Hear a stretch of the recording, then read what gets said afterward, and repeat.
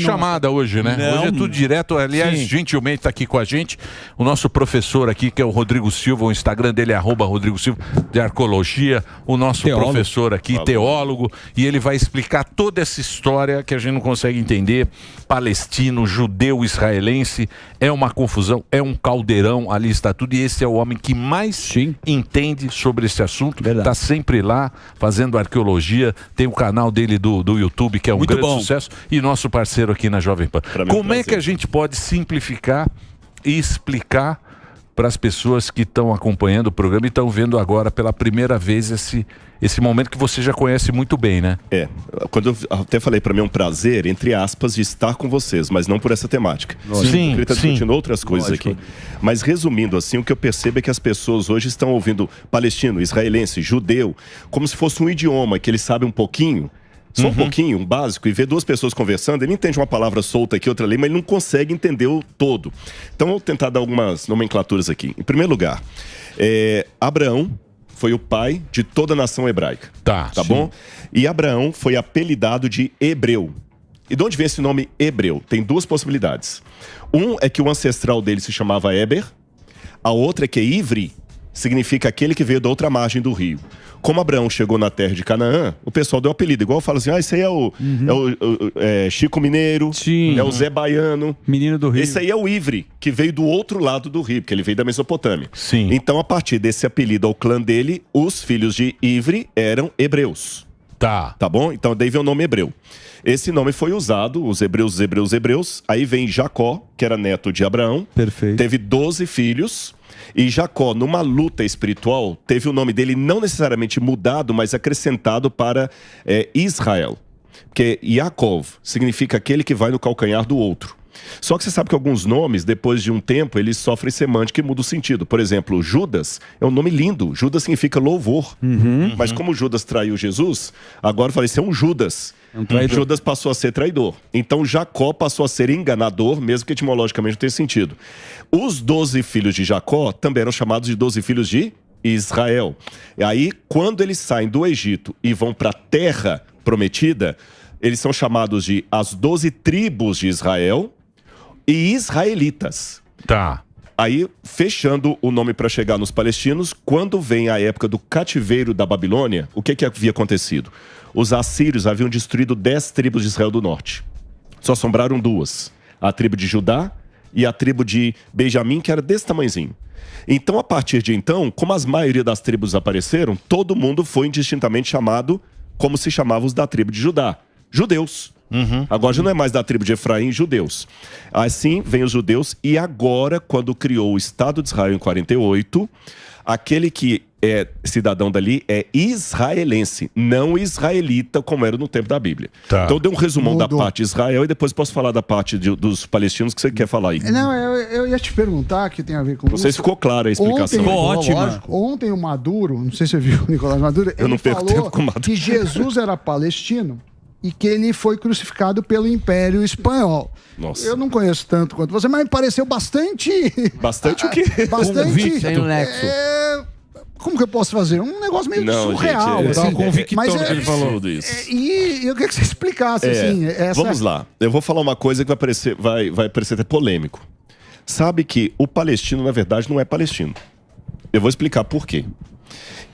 Um exame de DNA que foi feito com a população palestina descobriu, e quero deixar bem claro aqui que eu não quero fazer nenhum tipo de atropelo aos palestinos, acho que está deixando bem claro o programa em todas as nossas falas. Não há guerra de Israel contra a Palestina, é uma guerra de Israel contra o Hamas. Boa. E eu tenho amigos palestinos, eu estou em contato direto, tenho amigos palestinos que estão sofrendo tanto quanto os judeus. Sim. Na mão do Hamas, que é terrorista. Sim. Tá certo? Vamos deixar isso bem claro. Mas falando agora de etnia, exames de DNA foram feitos nos palestinos e descobriram o seguinte: os palestinos vêm da África subsaariana. E eles chegaram na região da Ásia, provavelmente levados como escravos de grupos ismaelitas que eram árabes. Então o palestino não é árabe, e ele foi levado para ali, a ancestralidade dele é da África subsaariana. Os filisteus, que ocupavam a atual faixa de Gaza, vêm da região do Mar Egeu. Tá bom? Então, os filisteus vieram do Mar Egeu. os palestinos, que não tinham esse nome, era um grupo que veio da África subsaariana. Então, como é que eles foram chamados de palestinos? Em 132 a 135 de nossa era, houve uma guerra em Israel, comandada por um líder revolucionário chamado Bar Kokhba. E Bar Kokhba levantou contra os romanos e o imperador de Roma na época era Adriano. Foi ele, né, que deu... Ele, exatamente, ele sufocou e para poder vingar dos judeus, ele mudou o nome da terra para Síria-Palestina. Certo. E o que é Palestina? Vocês sabem, só para o pessoal de casa entender, há uma diferença entre tradução e adequação ao idioma. Por exemplo, se eu digo assim, eu vou te enviar um correio eletrônico, eu estou traduzindo o inglês e-mail. Mas quando eu falo, eu vou te enviar um e-mail, eu estou aportuguesando. Isso. Você entendeu? Isso. Então, houve uma latinização da palavra hebraica Peleshet, que significa filisteu. E como é que você latiniza isso? Filisteu, palestino. Então, a nome Palestina, Síria-Palestina, significa a terra dos palestinos, porque em hebraico, ou dos filisteus, porque em hebraico a letra P e a letra F é a mesma, só colocar um pontinho dentro, Palestina ou Filistina. Então, esse nome Palestina, etimologicamente falando, significa terra dos filisteus. Só que o palestino não é filisteu. Não sei se ficou claro isso. Sim. Ficou. Esse nome foi dado por Roma para aquele grupo ali. Então é bom deixar isso bem claro. E eles não são árabes, não são filisteus. Eles são um grupo que veio da África subsaariana e ganhou o título artificial de palestinos dado por um imperador romano. Mas você trouxe toda essa etimologia... Que século foi isso? O Adriano? É. 132, segundo século 132, segundo século segundo. Século 2 da nossa era. Não, Entendeu? Então esse nome foi um nome artificial. E eu não estou ofendendo ninguém, isso aqui não é nenhuma Sim, maneira. essa é a história, essa é a história. É como chamar os índios de índio. Sim. Porque eles pensavam que estava chegando às Nas Índias. Índias. Aí colocou o nome do índio de índio, mas o índio não é índio. Ele Sim. não é das Índias. É porque vem uma discussão, né, histórica, territorial e quem chegou primeiro. Por isso você trouxe Abrão, né? Exatamente, veio Abrão. Mas é importante falar também, né, que o Abrão teve 2 filhos, o Isaac, né, e teve um filho com a Agar, que era a serva dele, que é o Ismael, certo? Naquele local, onde está o muro, né, do rei Salomão, tinha também a parte que foi os muçulmanos consideram também muito importante, que é o Monte das Oliveiras. Eles são próximos dos lugares. Não, na verdade, só corrigindo, não é o Monte das Oliveiras, é o Domo da Rocha. Domo da Rocha. Porque o que acontece? A cidade de Jerusalém não é mencionada no Alcorão. Não é mencionada. Quando Maomé começa a pregação do Islã, é bom deixar isso claro aqui, quem apoia Maomé no início, quando ele estava sendo perseguido em Meca, eram judeus. Perfeito. Família de judeus, porque ele defendia o monoteísmo, então vão ajudar alguém que está defendendo o monoteísmo. E cobrava menos. Quando Maomé... Isso foi muita... Maomé ele cobrava menos. Cobrava menos. Claro. Quando Maomé foge de Meca para Medina, certo, tem uma tradição islâmica que nessa viagem dele à Égira, que ele sai de Meca para Medina, a Burak, que era a mula de Maomé, é transportada pelo anjo Gabriel até a cidade de Jerusalém. Isso. Ali ele se encontra com 3 personagens. Issa, que é Jesus em árabe, Musa, que é Moisés, e Ibrahim, que é Abraão. E aí ele recebe as orações do Alcorão, do muçulmano, ele sobe até o paraíso e volta. A partir dessa tradição, Jerusalém torna-se a 3ª cidade sagrada dos muçulmanos. A primeira é Meca, boa, a segunda Medina, a Meca onde está a Caaba, e a 3ª é Jerusalém. Só que os muçulmanos só vão tomar conta de Jerusalém em 690, quando chegam ali as primeiras milícias muçulmanas, e a gente não sabe ao certo em que momento os palestinos se convertem ao islamismo. Alguns historiadores pensam que eles se converteram perto da primeira cruzada, eu já estou no século XII. Certo. Aí, quando os muçulmanos dominaram Jerusalém em 690, no ano 691, 692 de nossa era, eles construíram o Domo da Rocha, boa, que é aquela cúpula dourada, sim, para demarcar o lugar onde Maomé vai assunto ao céu, e a mesquita de Al-Aqsa. Al-Aqsa significa na esquina ou à distância, para demarcar isso. O erro é chamar de mesquita de Omar, não é mesquita, sim, nem é de Omar. É o Domo da Rocha. Então aquele lugar é justamente onde no passado Abraão levou Isaac em sacrifício, e onde no passado Salomão construiu o templo. Onde ele veio. Que é a pedra onde está o que ele ia matar o Isaac, o anjo veio lá. Só que na tradição islâmica, O filho do sacrifício não foi Ismael, foi Ismael e foi no outro. Nessa frase do início, Rodrigão, você manja. Nessa frase, você manja. Te ouvir é uma aula, você sabe tudo. A nossa geração está evoluindo, está chegando uma nova geração. E eu acho que vai ser muito mais difícil daqui para frente as pessoas acreditarem no Apocalipse, na volta de Jesus.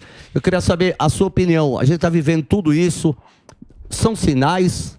Vai ser mais difícil acreditar nesses sinais aqui para frente? Eu vou responder com uma palavra de um judeu, Yeshua, Jesus, que ele falava o seguinte: quando vier o Filho do Homem, porventura achará fé na terra? A pergunta é retórica. A pergunta é retórica. E os sinais da volta dele, eu até acho que foi aqui que eu até falei isso. Ele fala de guerras, terremotos, eu falei, isso ainda não é o fim. Mas ele dá uma pista muito interessante, que Jesus dialogava com o rabinismo da sua época. Isso é interessante, que o pior erro do cristianismo foi esconder que Jesus era judeu. E na Idade Média, toda aquela perseguição, depois na Idade Moderna com a Inquisição Espanhola, Jesus dialogava com o judaísmo da época. E no judaísmo da época, nós temos isso preservado na tradição oral do Talmud. Embora o Talmud seja composto após Jesus, as tradições do Talmud são da época de Jesus. Você tem a escola de Shammai, Hillel, que são até anteriores a Jesus. É nesse sentido. E nessa tradição judaica dizia o seguinte: antes que o Messias venha, haverá dores de parto de uma mulher.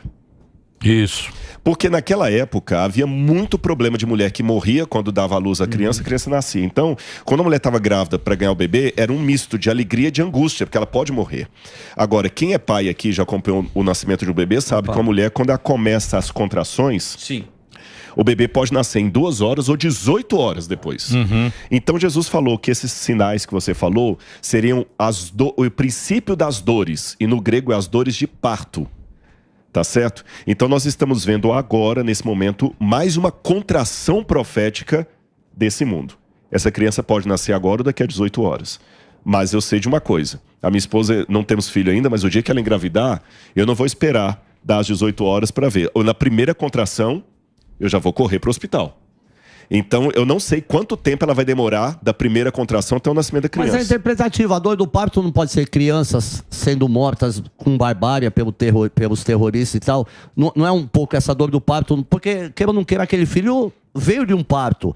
Não é um pouco interpretativo? Não, aí não é pelo seguinte, porque eu estou pegando a interpretação que eles davam na época. Tá certo? Se eu pegar uma de hoje e colocar lá, pode ser anacronismo. Mas você não está falando bobagem, porque Jesus falou... ai das que estiverem grávidas, né? E chorem por Raquel chorando seus filhos e não há quem a console. E eu vou dizer mais. O que eu falo aqui, eu falo com muito cuidado e muito respeito pelas vítimas. E vocês sabem que eu tenho esse respeito.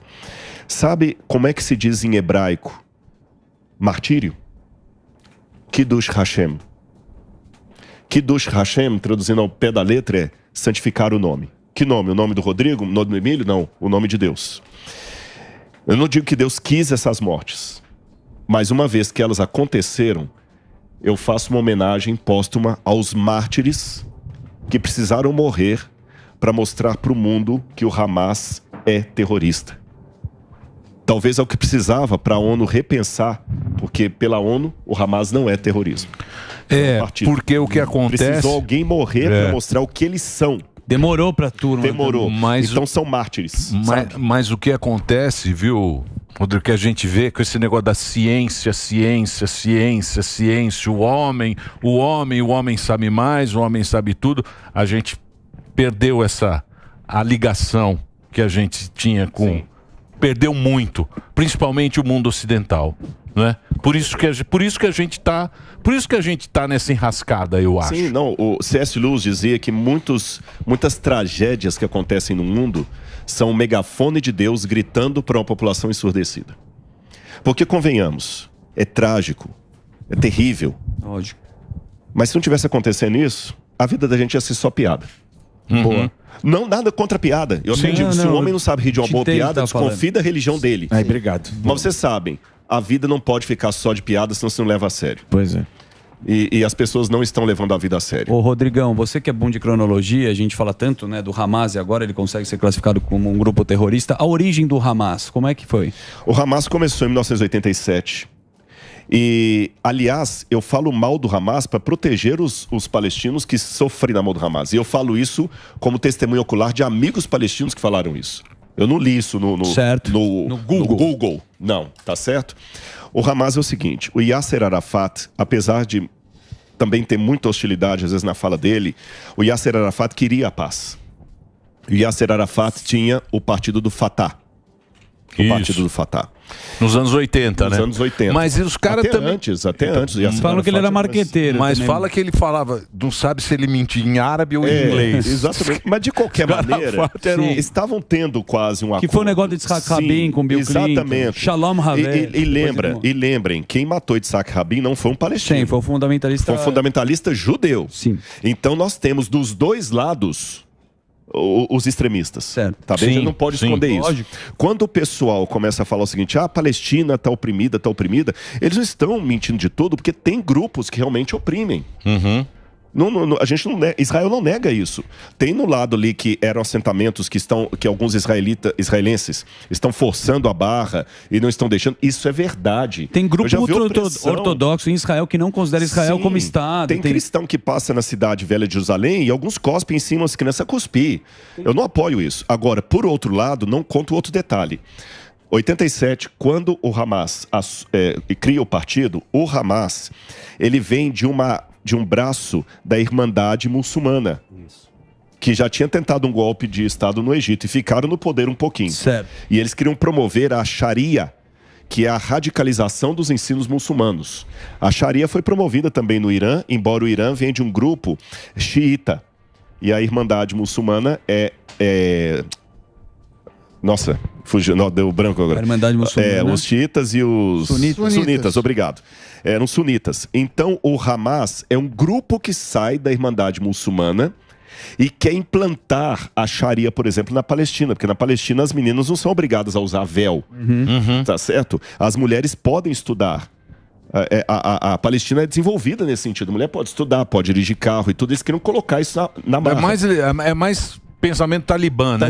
Não, mas são muito semelhantes. Radicais. Então eles assumem o poder, tiram o Fatah do poder, dominam. E aí vem muito terrorista de lá para Israel e de Belém. Eu estava em Israel quando eles construíram o muro. Eu lembro o pessoal criticando. Olha que vergonha para Israel. Berlim derrubando o muro, Israel subindo. Só que é o seguinte, os terroristas vinham de lá. Então eles cercaram o muro para evitar que os terroristas viessem. E de fato, o povo ficou assim, fechado e numa situação chata ali na faixa de Gaza, ficou, porque esse muro, eu estou falando de um território de 30 quilômetros por 10 quilômetros. Imagina 2 milhões de pessoas vivendo dentro de um espaço de 20 por 30 quilômetros, tá certo? Com escassez de quase tudo, o índice de desenvolvimento humano baixíssimo e com uma milícia dominando. Assim como alguns grupos de traficantes fazem no morro. Sim. Você entendeu? Que o morador ali sofre. Você depende, o cara faz a segurança, mas... Ele faz a segurança, mas ele obriga o cara do morro também a uma série de coisas, a guardar droga na casa dele. A rivalidade nasce daí. Exatamente. E aí, eles sofrem na mão do Hamas. Tá certo? Eles sofrem. Só que Israel respeitou. Foi na eleição que eles subiram o poder, nós não podemos tirar. Foi na eleição, eles ficam mas a eleição mais ou menos também, né? Mais ou menos. Do que? A eleição do Hamas? Sim. Não, mas você viu como foi a eleição ali? Nem contou a eleição. Claro. Teve... Só fazer um break só pra rede de rádio, a gente continua. Rodrigo Silva tá aqui, ó, o Instagram dele é Rodrigo Silva, ele tem arqueologia, ele, tá sempre lá tem um canal, tá sempre em Israel e manja muito, hein? Olha lá, o Rodrigo Silva Arqueologia, tem quase 2 milhões de seguidores, para você seguir e poder entender essa confusão que é difícil pra gente entender, né? Mas ele manja muito. E se você tiver dúvida, mande as suas perguntas aqui, @Programa Pânico. Rodrigo Silva tá aqui com a gente. Só o break rapidinho pra nossa rede de rádio, pro Reginaldo. Vai lá, Reginaldo. Não nessa dimensão dessa guerra, mas você teve em Israel, acredito eu vi uma entrevista sua com a Aline, que aconteceu, foi em 2006? O que aconteceu? Em 2006 eu estive lá, na verdade era para eu estar em Israel agora, porque a gente tinha um documentário para gravar lá. Certo. Eu ia com a equipe da TV Novo Tempo e não fui por causa da... Lembra do museu que eu sempre falo? Sim. Como a inauguração está chegando, eu não podia sair do Brasil. Perfeito. Eu tinha que ficar aqui para a inauguração. Então eu pedi à TV para eu não ir, para ir Certo. outro. E aí mandaram uma outra apresentadora, a jornalista Darleide Alves, e eles foram e eles chegaram lá na sexta-feira. E graças a Deus acabaram de pousar no Brasil agora, no avião da FAB que veio. Pousaram em Brasília, agora já devem estar vindo para o Rio de Janeiro. Já recebi notícia que chegaram bem, graças a Deus. Então eu estaria lá. Em 2006, quando teve a guerra com o Líbano, eu estava lá. E eu saí do país, porque eu lembro das bombas caindo. Eu lembro do barulho, bum, era um barulho assim, bum. Barulho de bomba não é como a gente imagina o filme, pá, não, é um negócio meio abafado. É abafado. E eu vi muitos foguetes sendo enviados para a direção de Jerusalém. Eu tenho num outro celular gravado lá, eu filmava da minha janela eles vindo assim, o Iron Dome pegando, dava um, sabe? Eu lembro o barulho de sirene, a gente indo para a parede, ficando assim na parede, assim. Depois eu posso até mostrar para vocês, eu tenho algumas cenas. Tem todo um protocolo, né? Todo um protocolo. Mas é triste. Eu digo o seguinte, dos dois lados há inocentes sofrendo. Por isso que a gente corre o risco de não rotular. O perigo é rotular. Sim. Você entendeu? Sim, todo muçulmano agora é terrorista. Não, mas ninguém... Todo sabe? A gente não pode. A guerra é contra o Hamas. Mas você está falando assim, Israel tem seus extremistas... mas eles se apropriaram já, né? Tem essa também, lógico, né, o professor? Não, eles se apropriaram. O grupo terrorista se apropriou do palestino. Ah, não, com certeza. O que a voz do palestino hoje é o Hamas. Só para te dar a palavra, não é? tem uma coisa também, gente, cuidar. O problema é que hoje, por mais que tenha esses extremos do lado de Israel, e ainda que esse extremo fosse 20 vezes maior, tá bom? Nenhuma barbárie que foi feita contra mim justifica uma barbárie que eu faça contra você. Você entendeu? Por mais que eu tenha sofrido, eu não posso autorizar qualquer violência em nome... Não, porque... Mas aí você tem que ser muito superior. Porque, não, mas por quê? Não, estou falando pelo seguinte, é porque o discurso hoje... É o seguinte, o Hamas tem o direito de fazer isso porque o povo está subjugado. Tá. É muito vitimismo. Você entendeu? Então, eu falar como negro, também. eu tenho o direito de discriminar todos vocês que são brancos aqui, porque eu sou negro. Então eu posso xingar a torcida, você tá entendendo? Branca. Entendi. Que eu posso fazer, porque eu sou negro, eu tô no meu lugar de fala. Agora, se você fizer qualquer coisa que eu me sinta discriminado, não pode, porque eu sou negro, o Emílio tá sendo racista. Sim. É esse ponto que eu quero colocar. Entendi. Rodrigo, você falou assim, tem extremos. Só que tem uma diferença básica, que é a seguinte. Israel é uma democracia. Sim. Os outros, e aí eu queria te perguntar, os outros que estão em volta não são. Então, o Israel permite que você tenha outras religiões. E é claro que o próprio governo de Israel condena os ataques, inclusive feitos por judeus, como há exceções. Coisa que não acontece em vários comemorado.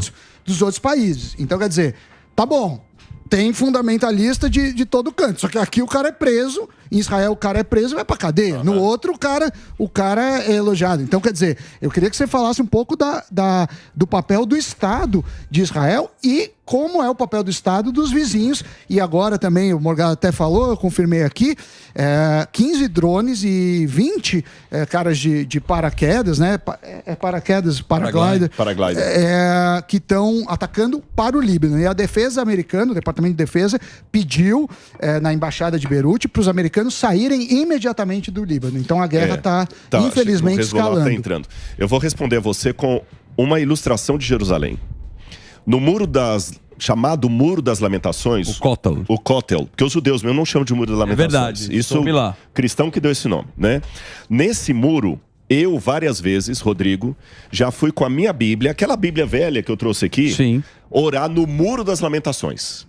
E eu já tive situação de estar orando no Muro das Lamentações, com a minha Bíblia debaixo do braço, um padre com um baita de um crucifixo do meu lado e um judeu ortodoxo orando, todo mundo ali junto. Sem problema A única coisa que me pedem ali, ou com qualquer um, é colocar um kippah ou um boné, uma coisa por respeito. Quando eu vou ao Domo da Rocha, eu não posso entrar com a minha Bíblia. Não. Um padre que tiver um crucifixo não pode entrar. E eu já vi muçulmano aqui embaixo fazendo oração e nada acontecendo. Quando eu vou no kibbutz de Igalalon, que é na Galileia, eu já vi no kibbutz de Igalalon, ninguém me contou, não foi Google, muçulmano, colocando o motorista do ônibus que estava com a gente, colocando o tapetinho dele lá em frente ao Mar da Galileia e fazendo a oração dele no tapete virado para Meca. Só isso aí já dá uma diferença. Sim. Tá certo? Segunda questão para responder. 7% dos palestinos são cristãos. O Hamas não quer criar uma liberdade para os palestinos. Ele quer fazer uma teocracia muçulmana ali, que também não vai para frente, porque se, hipoteticamente, eles conseguissem, o Irã ia agora ser contra eles, porque xiitas e sunitas brigam quem que está cumprindo a vontade de Alá maior. Eles começam a brigar. Você vê que eles jogam... Que é a treta que eles têm. Foguete na própria mesquita deles. Exatamente. Entendeu? Então, respondendo sua pergunta, de fato, não é 6 e meia dúzia.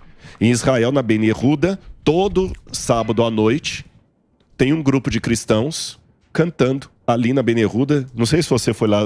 As ruas se cruzam, na verdade. Tem armênio, tem cristão. Não, mas eu digo do lado de fora, na Ben Yehuda. Sempre ninguém faz nada. Vai fazer isso num país muçulmano.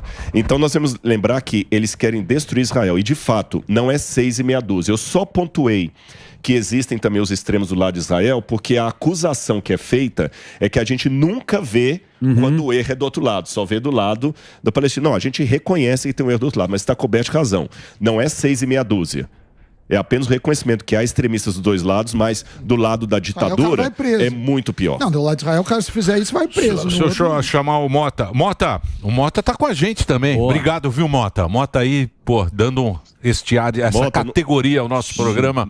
Você tem alguma pergunta? Rodrigo Silva tá aqui com a gente. Falar que eu não te conheço pessoalmente, mas sou seu fã, viu, Mota? Pô, eu que sou seu fã agora, Rodrigo. Olha, eu tava aqui boquiaberto. Eu tinha uma lista de perguntas para fazer. Aí você foi respondendo todas. Eu fiquei sem pergunta. Porque tudo que eu ia perguntar, você já explicou. Então, enquanto você estava falando, eu bolei aqui uma outra pergunta que tem a ver com esse comentário que você fez. Eu acho que você está trazendo muita informação para esse debate e está trazendo uma ponderação também, que é muito importante e muito difícil num momento como esse, a gente ter ponderação. E eu queria dividir com você uma dúvida. Queria ver se você coloca uma luz nessa questão. Nos últimos dias, a gente viu movimentos radicais do mundo inteiro, na Europa, nos Estados Unidos, aqui no Brasil, se manifestando em apoio ao Hamas, manifestando em apoio não só a atos completamente bárbaros, mas que foram cometidos em nome de uma visão de mundo fundamentalista. Então, eu vou te fazer duas perguntas em uma. Primeiro, o que a gente está vendo aqui, na sua opinião, é parte de um conflito maior entre Ocidente e Oriente? E a segunda pergunta, como é que o Ocidente vai conseguir lidar com fundamentalismo islâmico? Olha, são perguntas muito delicadas. Eu vou falar algo aqui, tendo o cuidado de não criar uma histeria coletiva. Mas vocês sabem que há especialistas em questão bélica que temem que esse ataque do Hamas seja um novo Pearl Harbor. E que nós possamos estar na iminência de uma terceira guerra mundial. Eu não tenho dúvida disso. Não é sensacionalismo. Eu torço para... Você tem alguma dúvida disso? Sabe? Por quê? Porque se o Irã entra com força na jogada e China e Rússia se posicionam e Estados Unidos de um outro, nós temos... eu não estou falando que vai acontecer, mas nós temos a receita, os ingredientes estão prontos. Isso, só falta tá certo? Tem até um livro que agora me fugiu o nome aqui, que fala justamente dessa questão do Ocidente com o Oriente. Porque o Oriente ainda é mais conservador em termos religiosos, de família, de princípios, de moralidade. O Ocidente é mais liberal. Então, o fundamentalismo do Oriente quer extirpar a cultura ocidental. Eles acham um absurdo. Porque ela é o câncer do mundo. Eles acham um absurdo. E o Ocidente vai se defender. Então, nós temos esse risco aí. Com relação ao Hamas, Mota, me chama a atenção... quando você falou, há grupos que agora estão querendo legitimar o Hamas. Sabe, o gênio da história não é aquele que decora datas e fatos. É aquele que consegue interpretar a história enquanto ela está em curso. Uau. Porque hoje é muito fácil ouvir aqui, por exemplo, e detonar com Adolf Hitler, detonar com o nazismo, porque está 70 e tantos anos atrás, é ponto pacífico. Mas, nos anos 40, eu tenho em casa alguns documentos históricos de pessoas que nos anos 40, 50 ainda defendiam o nazismo. Então, será que nós vamos esperar passar mais 70 anos para o pessoal reconhecer que o Hamas realmente é igual ao nazismo, só que uma proporção menor? Então, hoje, muita gente está defendendo o nazismo, no passado, perdão, o Hamas, no passado defendiam o nazismo. Então, repito, feliz é aquele que consegue perceber a história enquanto ela está em curso, e não apenas depois que ela virou livro na prateleira. Sabe? E hoje o que está faltando talvez nos estudos, no ensino para as crianças, não é apenas estudar a história, é interpretar a história. Que eu possa reconhecer Hitler se ele estivesse aqui hoje, e não apenas a posteriori. Mas hoje tem as narrativas, né? E você vê, e tem parte da imprensa, porque é o seguinte, esses caras que fazem a narrativa, se você erra junto, beleza. Você pode até errar junto. A gente tá vendo isso aí, e é muito curioso, os jornais, no começo dessa guerra, antes das imagens do povo, que estava lá filmando com o celular, antes da gente ver essa atrocidade, eles colocavam o Hamas como braço armado. Sempre colocaram. Combatente. Sempre colocar. Agora está mudando. Por quê? Porque quando eles estavam juntos, a imprensa junta, errando, beleza. Lógico. Eles erram junto, não tem problema nenhum errar junto. Né? Se a gente aqui tem uma ideia, tá errado, mas nós estamos juntos no negócio. Agora eles estão percebendo, e pode ver, o editorial ele está mudando. Tem muito jornalista que já está mudando, já está chamando de terrorista. Como se ele não tivesse visto o que o Talibã fez. É a mesma coisa. Precisou criança ser colocada em jaula. Cortar a cabeça de criança. Cortar a cabeça de criança para ele admitir. Isso é louco.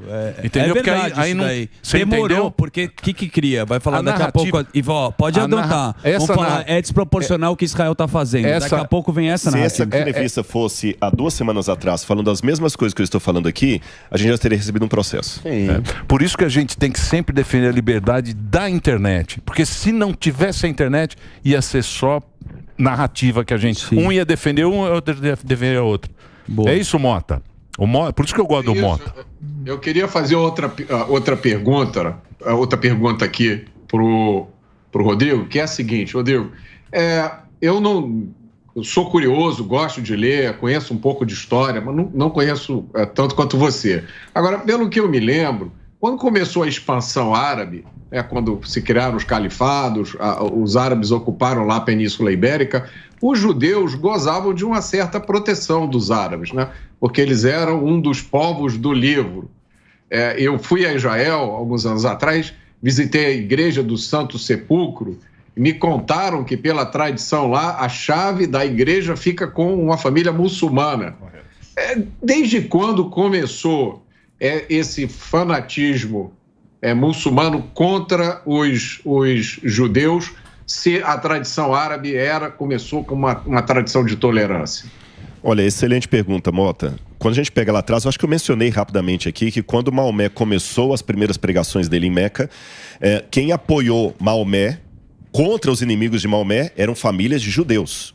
E realmente, o islamismo por muito tempo reconheceu Israel como sendo o povo do livro, porque eles eram monoteístas. E na Península Ibérica, quando eles se expandiram ali também, os cristãos foram assim também, os judeus foram assim também bem tratados pelos muçulmanos.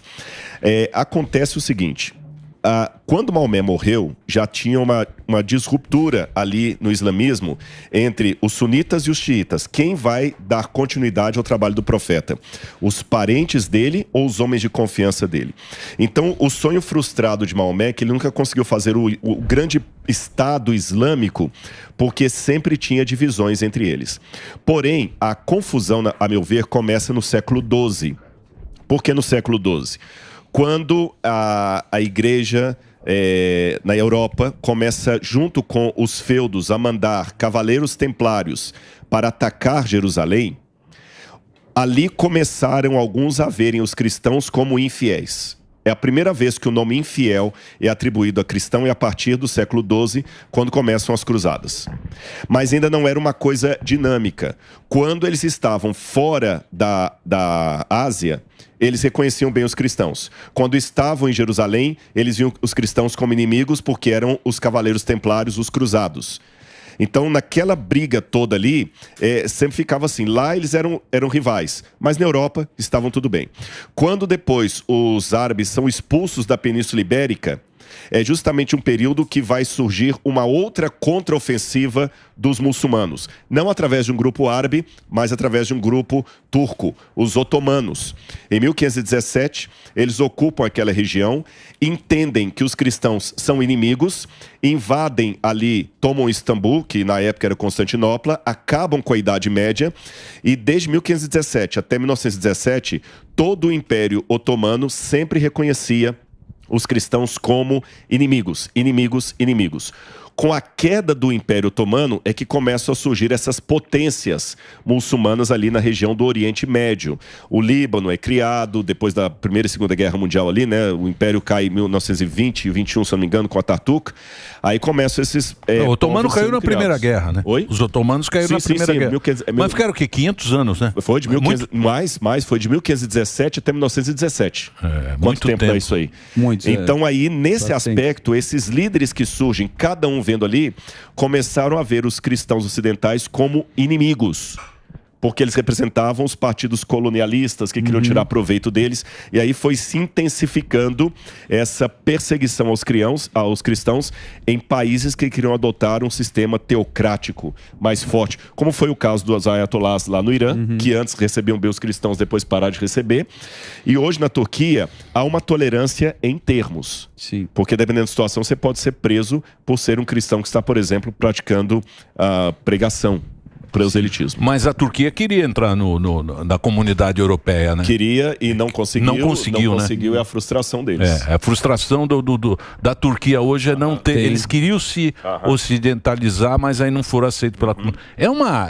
Tem problema com os armênios, tem o genocídio armênio, tem uma coisa muito triste também da Turquia. Mas é uma confusão, mas né? ele citou agora, você vê, né? Israel, a vida inteira, a história é só com guerra. É só um rei tentando proteger aquela terra, né? Desde Herodes, a gente vê Davi, Salomão. Agora, pulando um pouco... Jerusalém foi tomada 50 vezes. 50 vezes? O muro já... 50 vezes. 12 vezes destruída e reconstruída. Perfeito. Mas pulando um pouco a história, quando a gente citou o Holocausto, quando os judeus saem da Segunda Guerra, a ONU determina que aquele local seria, né, para os judeus, né? Eles voltam. Quando tem 1947, aí vem sequências de guerras também, né? Guerra dos 6 Dias, a Guerra do Yom Kippur. Essa Guerra do Yom Kippur, ela pode ser comparada como essa guerra que está sendo agora, porque eles estão citando muito a Guerra do Yom Kippur 50 anos depois. Você consegue fazer um paralelo? Parece que sim. Em primeiro lugar, porque... Só que no caso, os personagens eram outros. Certo. No caso do Yom Kippur, era a Síria, que queria aproveitar o momento em que Israel estava jejuando, porque no Yom Kippur, eu acho que... eu não sei se vou falar uma bobagem aqui, mas... Depois do Shabat, ou antes até do Shabat, o dia mais sagrado que o Israel para mesmo é no Yom Kippur. Mais do que o Shabat. Sem dúvida. Ninguém atende telefone, nem nada. Na época não tinha celular. 25 horas de jejum, né? Ninguém tinha... 25 horas. Ninguém tinha celular na época, mas os meios de comunicação desligados era mais fácil. Então eles chegam justamente ali, nesse dia. Só que Israel dá... Isso foi em 73. Israel dá a ofensiva, foi Davi contra Golias de novo. E lembra que não é só o Yom Kippur. Você teve na Guerra dos 6 Dias também, quando houve toda uma ofensiva dos países árabes, da Liga Árabe, contra Israel. Aliás, uma coisa importante de descrever aqui. Nem todo muçulmano é árabe. Boa. Tá bom? É importante. Eu falei Turquia, que Turquia não é árabe. Irã não é árabe, é persa. Tá bom? O Egito não é árabe. Irã era Pérsia, né? Pérsia. É que esses países se converteram ao islamismo e alguns deles, como é o caso do Egito, deixaram de falar o copta para falar o árabe. Tá certo? Mas a rigor, nem todo muçulmano é árabe. O próprio Irã, na época do Reza Pahlavi, não era... Passou a ser do como é que ele chama? Oh, meu Deus, que teve a guerra lá. Que os americanos... O Irã e o Iraque. Contra, sim, o Irã contra. Isso. A guerra dos Irã contra. Isso. O Irã era aliado dos Estados Unidos. Exatamente. Era aliado. Até um dos grandes problemas da história, por isso que é a questão da gente saber, é que às vezes o mocinho arma o bandido... Exato, como aconteceu com o Bin Laden. E depois brigar com o bandido. Bem parecido, né? Isso. Rodrigo, o Iraque é uma região... Iraque e Irã são inimigos até hoje, porque o Iraque era sunita e Irã e Arábia Saudita, né? Também. Agora é o seguinte, isso aí é espelho pra gente. A gente não sabe a consequência que possa ter aqui no Ocidente.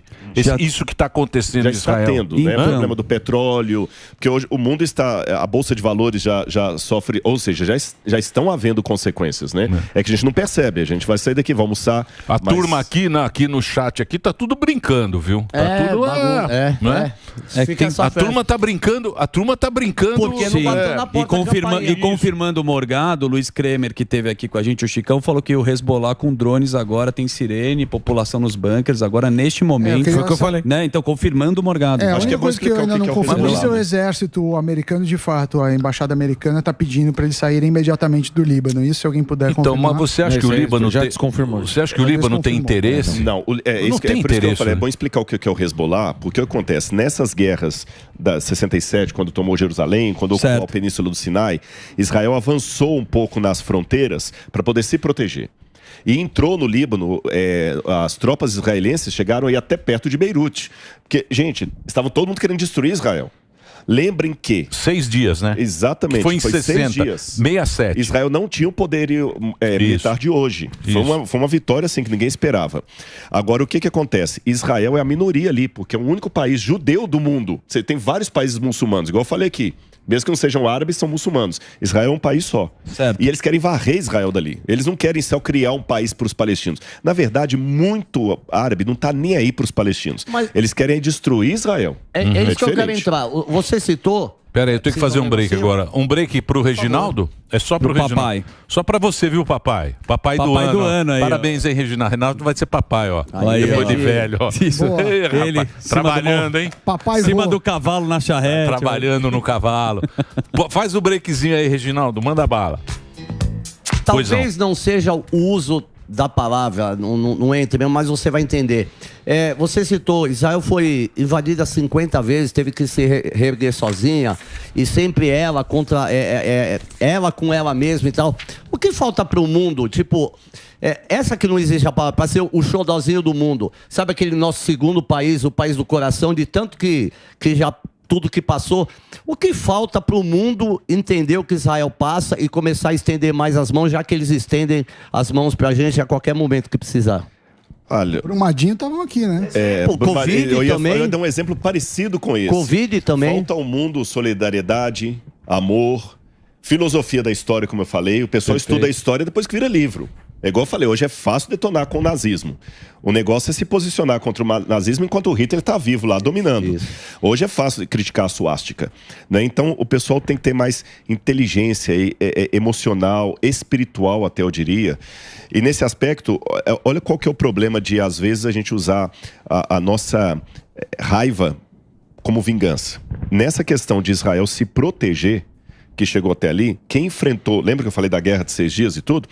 Quem enfrentou Israel foi o Hezbollah, que é um partido do Líbano. E o Hezbollah se concentra no sul do Líbano. Quando eu estive no Líbano, é interessante que lá nos mapas do Líbano, eles não chamam Israel de Israel. Ah, é? Israel, no mapa, se você for uma banca de jornal, eu fiz isso lá em Beirute, e comprar um mapa numa banca de jornal, vai mostrar assim, Palestina invadida. Ou Palestina ocupada. Não é o nome Israel. Então, muitos libaneses não querem a guerra, eles não querem. A maioria dos... Gente, o libanês, eu não estou aqui para falar politicamente correto, não.